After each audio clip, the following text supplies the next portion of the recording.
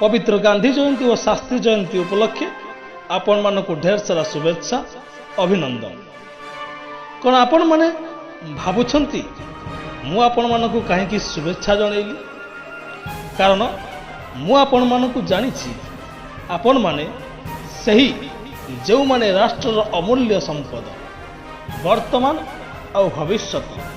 किंतु दुखर कथा मु मो निजको चिन्हिनी मु मो निजको जानिनी सतरे मु किए। कौन आपण माने एमिति प्रश्न निजको केबे पचारिछंती ना केवल अन्य मानक आंगुठी देखि चलीछंती धर्म को दाई दे व्यभिचारितार भ्रमरे छंदी जाइछंती किम कर्तव्य विमूढ़ अवस्था रे पड़ी जाइछंती खाली दोष पर दोष लदी चलीछंती।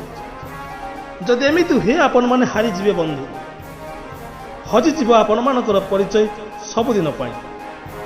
थरे भारतर इतिहास को देखंतु गांधी गोपबंधु शास्त्री जी ए समस्ते चिर स्मरणीय सबुदिन पाई कारण से माने निजको चिनी पारिथिले आउ समाज मध्य निजको प्रयोग करि पारिथिले।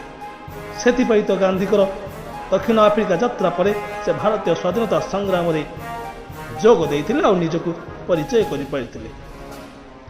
किंतु आपण माने पारु नाहांती काहेकि काहेकि काहेकि आपण माने केबे निजर भूल को निजे मानिबा को राजी नुहंती सर्वदा अन्य को दोष दे जानती।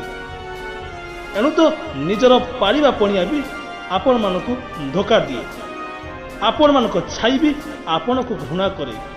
कौन एमिति सबुदिन बंचिबे गोटे का पुरुष होई ना किछि तो करिवे ए समाज पाई ए विश्व पाई।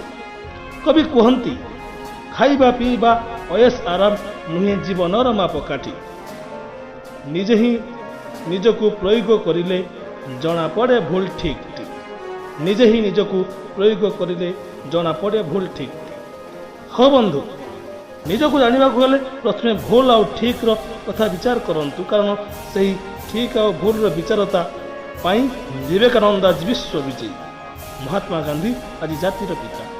तेबे आपण एबे निजको चिन्हिबा को निश्चय चेष्टा करिवे। वीडियोटी भल लागिले चैनल को सब्सक्राइब करिवे लाइक करिवे शेयर करिवे।